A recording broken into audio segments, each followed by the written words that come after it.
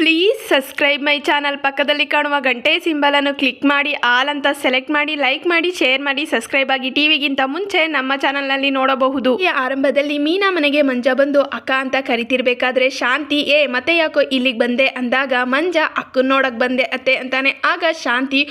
ನಿಮ್ಮ ಅಕ್ಕ ಹೇಳಿರ್ಬೇಕು ಮನೇಲಿ ಯಾರು ಇಲ್ಲದೆ ಇರೋ ಟೈಮ್ಗೆ ಮನೆಗೆ ನುಗ್ಗಿ ಸಿಕ್ಕಿರೋದನ್ನ ದೋಚ್ಕೊಂಡು ಹೋಗ್ಬಿಡು ಅಂತ ಅಲ್ವಾ ಅಂತಿರ್ಬೇಕಾದ್ರೆ ಮೀನಾ ಅಡಿಗೆ ಮನೆಯಿಂದ ಬಂದು ಮಂಜು ನೀನು ಯಾವಾಗ ಬಂದೆ, ಯಾಕೆ ಬಂದ್ಯೋ ಅಂದಾಗ ಶಾಂತಿ ಇನ್ಯಾಕೆ ಬರ್ತಾನೆ ಪಾಪ, ಎಲ್ಲ ಕಡೆ ಈಗ UPI ಸ್ಕ್ಯಾನರು, ಪರ್ಸಲ್ಲಿ ಯಾರು ದುಡ್ಡು ಇಡಲ್ವಲ್ಲ, ಇವನಿಗೆ ಏನು ವರ್ಕೌಟ್ ಆಗಿಲ್ಲ, ಅದಕ್ಕೆ ನೇರವಾಗಿ ಮನೆಗೆ ನುಗ್ಗಿದ್ದಾನೆ ಅಂದಾಗ ಮೀನಾ ಅತ್ತೆ ಏನು ಮಾತಾಡ್ತಿದ್ದೀರಾ ಅಂತಿರ್ಬೇಕಾದ್ರೆ ರಂಗನಾಥ್ ಏನೇ ಗಲಾಟಿ ಇದು ಶಾಂತಿ, ಯಾಕೆ ಈ ಕೂಗಾಡ್ತಿದೀಯಾ ಅಂದಾಗ ಶಾಂತಿ ಬನ್ನಿ ಅಲ್ಲಿ ನೋಡಿ ಯಾರು ಬಂದಿದ್ದಾರೆ, ಯಜಮಾನ್ರು ಬಂದಿದ್ದಾರೆ ಮನೇಲಿ ಇರೋದನ್ನ ದೋಚ್ಕೊಂಡು ಹೋಗೋದಕ್ಕೆ. ನನ್ನ ಮನೆ ಏನು ಧರ್ಮದ ಛತ್ರ ನೋಡಿ, ಯಾರು ಬೇಕಾದರೂ ಬರ್ಬೋದು, ಏನು ಬೇಕಾದರೂ ಎತ್ಕೊಂಡು ಹೋಗಬಹುದು ಅಂದಾಗ ರಂಗನಾಥ್ ಕೋಪದಲ್ಲಿ ಶಾಂತಿ ಅಂತ ಜೋರಾಗಿ ಕಿರ್ತಾರೆ. ಆಗ ಮಂಜು ಇಲ್ಲ ಅತ್ತೆ ಅದು ಅಕ್ಕ ನೋಡೋಕ್ಕೆ ಅಂತ ಬಂದೆ ಅಂದಾಗ ಶಾಂತಿ ಬರ್ತೀಯಪ್ಪ ಬರ್ತೀಯ, ಅಕ್ಕ ನೋಡೋ ನೆಪದಲ್ಲಿ ನೀನು ಬರ್ತೀಯ ಅಂತ ನನಗೆ ಗೊತ್ತಿಲ್ವಾ, ಅಯ್ಯೋ ದೇವ್ರೆ ಈ ಹೂ ಕೊಟ್ಟವರು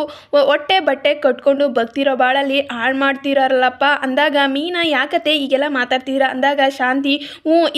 ಇದ್ದಂಗೆ ಹೇಳಿದ್ರೆ ಎದ್ದು ಬಂದು ಎದೆಗೋ ಹೋದ್ರಂತೆ. ಆಗ ರಂಗನಾಥ್ ಶಾಂತಿ ಅಂತಾರೆ. ಆಗ ಶಾಂತಿ ನಾನು ಬಾಯಿ ಮುಚ್ಕೊಂಡು ಇರಬೇಕು ಅಲ್ವಾ, ಏನು ಗಂಡರಿ ನೀವು, ಕಡ್ರಿಗೆ ಕೊಲೆವರೆಗೆ ಪರವಾಗಿ ನಿಂತ್ಕೋತಿರಲ್ಲ, ಹೆಂಡ್ತಿನ ಹೀಯಾಳಿಸ್ತಿರಲ್ಲ ನೀವು ಅಂತಿರ್ಬೇಕಾದ್ರೆ ರೋಹಿಣಿ ಬರ್ತಾಳೆ. ಆಗ ರಂಗನಾಥ್ ಶಾಂತಿ ಆ ಮಗು ಬಗ್ಗೆ ಹಾಗೆಲ್ಲ ಮಾತಾಡಬಾರ್ದು ಕಣೆ ಶಾಂತಿ ಅಂದಾಗ ಶಾಂತಿ ಕರೆಕ್ಟ್, ಅವನು ನಮ್ಮನೆ ಬೈಕ್ನ ಕದ್ದಿಲ್ಲ, ನಮ್ಮನೆ ಬೈಕೆ ತಾನಾಗೆ ಹೋಗಿ ಅವನ ಹತ್ರ ಸಿಗಾಕೊಂಡಿದೆ ಅಲ್ವಾ, ಅಯ್ಯೋ ಎಂಥವರೆಲ್ಲ ನಮ್ಮನೆಗೆ ಗಂಟು ಬಿದ್ರಪ್ಪ ದೇವ್ರೆ ಅಂದಾಗ ರೋಹಿಣಿ ಅತ್ತೆ ನೀವು ಕಾಲೇಜಲ್ಲಿ ಓದ್ತಿದ್ದಾನೆ ಅಂತ ತಾನೇ ಹೇಳಿದ್ದು ಅಂದಾಗ ಶಾಂತಿ ಬಹುಮುಖ ಪ್ರತಿಭೆ ಮಾಯಗಾರ ಮಂಜಪ್ಪನವರು, ಕಷ್ಟಪಟ್ಟು ಓದೋ ಮಕ್ಕಳರಲ್ಲಿ ಅವರ ಮಧ್ಯೆ ಇವನೊಬ್ಬ ಬೇರೆ ಕಷ್ಟಪಟ್ಟು ಓದೋ ಥರ ಬಿಲ್ಡಪ್ ಕೊಡ್ತಿದ್ದಾನೆ, ಯಾವ ಹುಡುಗಿ ಹಿಂದೆ ಅಲಿತಿದ್ದಾನೋ ಏನೋ ಖರ್ಚಿಗೆ ದುಡ್ಡು ಬೇಕಲ್ಲ ಅಂದಾಗ ರಂಗನಾಥ್ ಶಾಂತಿ ತಪ್ಪು ಕಣೆ ನೀನು ಮಾತಾಡ್ತಿರೋದು ಅಂದಾಗ ಶಾಂತಿ ಇವರು ಮಾಡಿದ್ದು ಏನು, ಅಮ್ಮ ಮಕ್ಕಳು ಸೇರ್ಕೊಂಡು ನಾಟಕ ಮಾಡಿಬಿಟ್ಟು ಮುಚ್ಚಿಟ್ಟು ನೋಡಿ ನಮ್ಮನ್ನ ಯಾಮರ್ಸಿ ಇವಳನ್ನ ಮದುವೆ ಮಾಡಿ ಕಳಿಸಿದ್ದಾರೆ, ಅದೇ ಯಾಕೆ ಮಾತಾಡಬಾರ್ದು ನೀವು ಮಾತಾಡಿ ಅಂದಾಗ ರಂಗನಾಥ್ ಸುಮ್ಮನೆ ಹೋಗಿ ಕೂತ್ಕೋತಾರೆ. ಆಗ ಶಾಂತಿ ಮೀನನ್ನ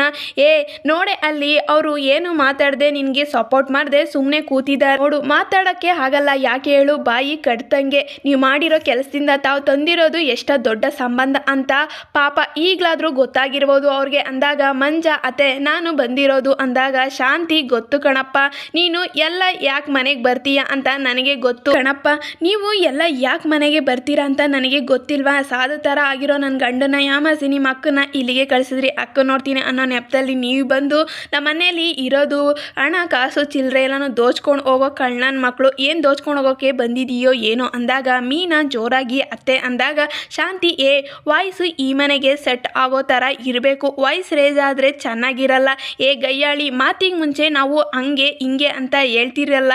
ಇಷ್ಟು ದಿನ ಇದೇನೇ ನೀವು ಇಷ್ಟು ದಿನ ನನ್ನ ತಮ್ಮನೇ ಬೈಕ್ ಕದ್ದಿದ್ದು ಅಂತ ಇಷ್ಟು ದಿನ ಯಾಕೆ ಹೇಳಿಲ್ಲ ನೀನು, ದೇವಸ್ಥಾನ ಹೂ ಕಟ್ಟಿ ಪುಣ್ಯ ಸಂಪಾದನೆ ಮಾಡಿದ್ದೀರಿ ಅಂತ ಹೇಳ್ತಿರಲ್ಲ ಅದು ಇದೇನಾ, ಇಂಥ ನೀಟ್ ಕೆಲಸ ಮಾಡೋ ಬದಲು ನೀವು ನಿಮ್ಮ ಗ್ಯಾಂಗು ಅದೇ ದೇವಸ್ಥಾನದ ಮುಂದೆ ಕೂತ್ಕೊಂಡು ಭಿಕ್ಷೆ ಬೇಡಬಹುದಾಗಿತ್ತು, ತೂ ಕರ್ಮ ಇವ್ರದ್ದೆಲ್ಲ ಒಂದು ಜನ್ಮಾನ ಅಂದಾಗ ಮೀನಾ ಕೋಪದಲ್ಲಿ ಸಾಕು ಅತ್ತೆ ಸಾಕು, ಗೊತ್ತಿಲ್ಲದೆ ಇಲ್ಲಿಗೆ ಬಂದಿದ್ದಕ್ಕೆ ಸರಿಯಾಗಿ ಮಾತಾಡಿದಿರಿ, ಇನ್ಯಾವತ್ತೂ ಅವನು ಇಲ್ಲಿಗೆ ಬರಲ್ಲ, ಮಂಜು ಇನ್ಯಾವತ್ತೂ ನನ್ನ ನೋಡೋಕ್ಕೆ ಇಲ್ಲಿಗೆ ಬರಬೇಡ ನಡಿ ಇಲ್ಲಿಂದ ಅಂದಾಗ ಮನೋಜ್ ಬಂದು ಮಂಜು ಏನೋ ನಿಂದು ಮ್ಯಾಟರ್ ಅಂದಾಗ ಮೀನಾ ಇವನು ನನ್ನ ನೋಡೋಕ್ಕೆ ಅಂತ ಬಂದಿದ್ದಾನೆ ಅಷ್ಟೇ ಅಂದಾಗ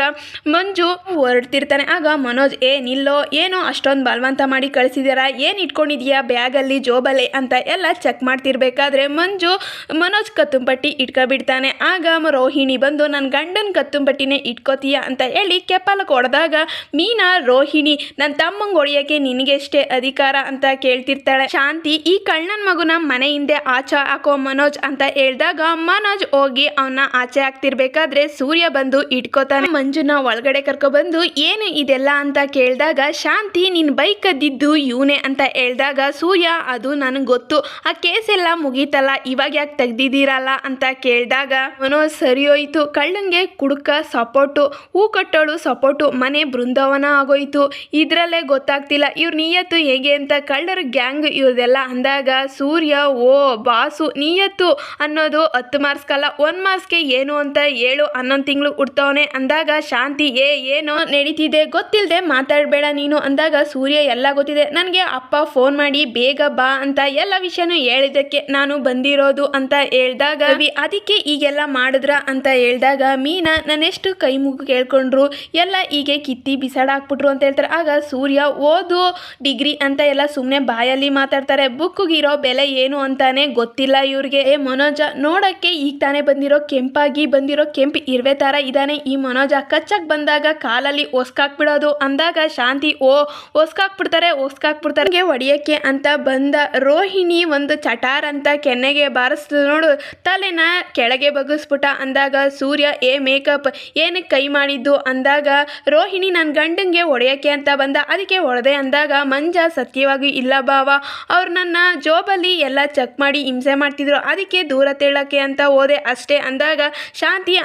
ನಮ್ಮ ಕಣ್ಣಿಗೆಲ್ಲ ಖಾರ ಪುಡಿ ಹಾಕೊಂಡು ಮಂಜಾಗಿತ್ತು ನೋಡು ಅದಕ್ಕೆ ಕಾಣಿಸ್ತು ಪೊರ್ಕಿ, ಪೊಲೀಸವ್ರಿಗೆ ಫೋನ್ ಮಾಡು ರೋಹಿಣಿ ಅಂದಾಗ ರಂಗನಾಥ್ ಶಾಂತಿ ಅನಾವಶ್ಯಕವಾಗಿ ಮಾತಾಡ್ತಿದೀಯ ನೀನು ಅಂದಾಗ ಶಾಂತಿ ಸುಮ್ಮನೆ ಇರ್ರಿ ನೀವು ಅಂದಾಗ ರಂಗನಾಥ್ ಕೋಪದಲ್ಲಿ ಏನೇ ಸುಮ್ಮನೆ ಇರೋದು ಅಂತ ಜೋರಾಗಿ ಮಾತಾಡ್ತಿರ್ತಾರೆ. ಆಗ ಸೂರ್ಯ ಅಪ್ಪ ನೀನು ಸುಮ್ಮನೆ ಇರು, ನಾನು ಬಂದಿಲ್ವಾ ನಾನು ಮಾತಾಡ್ತೀನಿ ಅಂತ ಹೇಳಿ ಸೈಡ್ಗೆ ಕರ್ಕೊಂಡು ಹೋಗ್ತಾರೆ. ನನ್ನ ಬೈಕ್ ಕದ್ದಿದ್ದು ಆಯಿತು, ನಾನು ಕಂಪ್ಲೇಂಟ್ ಕೊಟ್ಟಿದ್ದು ಆಯಿತು, ಅದ ವಾಪಸ್ ತಗೊಂಡಿದ್ದು ಆಯಿತು, ಎಲ್ಲ ಮುಗೀತು. ಆದರೆ ಇವಾಗ ಈ ಮನೆ ಯಜಮಾನ ಇದ್ದಾನಲ್ಲ ಮನೋಜ,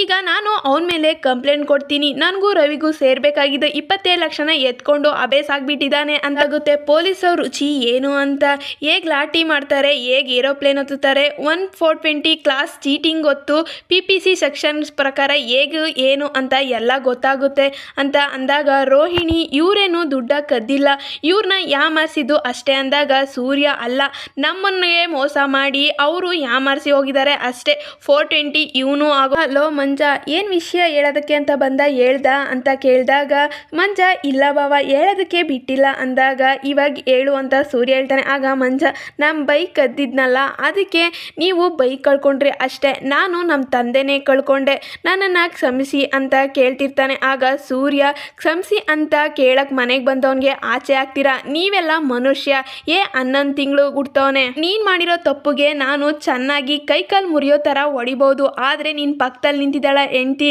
ಅವಳಿಗೆ ಬೇಜಾರು ಮಾಡಬಾರ್ದು ಅಂತ ಸುಮ್ಮನೆ ಇದ್ದೀನಿ, ಆದರೂ ನಾನು ಸುಮ್ಮನೆ ಇರಲ್ಲ ಗುರುವೆ, ನಾಯಿ ಹೊಡೆದಂಗೆ ಹೊಡಿತೀನಿ ನಿನಗೆ, ನಾನು ಹೊಡೆದು ಕೈಕಾಲು ಮುರಿದ್ರೆ ನಾನು ಆಮೇಲೆ ಒಳಗಡೆ ಫಿಟ್ ಆಗಿಬಿಡ್ತೀನಿ, ಆದರೆ ಮೀನಿನ ಗತಿ ಏನು ಅಂತ ಗೊತ್ತಾ, ಅವಳು ಒದ್ದಾಡ್ತಾಳೆ ಅಂತ ನಾನು ಸುಮ್ಮನೆ ಇದ್ದೀನಿ ಅಷ್ಟೇ, ಮೀನಾ ಹೋಗಿ ಮಂಜುನ ಒಳಗೆ ಕರ್ಕೊಂಡೋಗಿ ಊಟ ಕೊಡು, ಏನಾರ ತಿನ್ ಕಳಿಸು ಅಂತ ಹೇಳಿ ಕಳಿಸ್ತಾರೆ.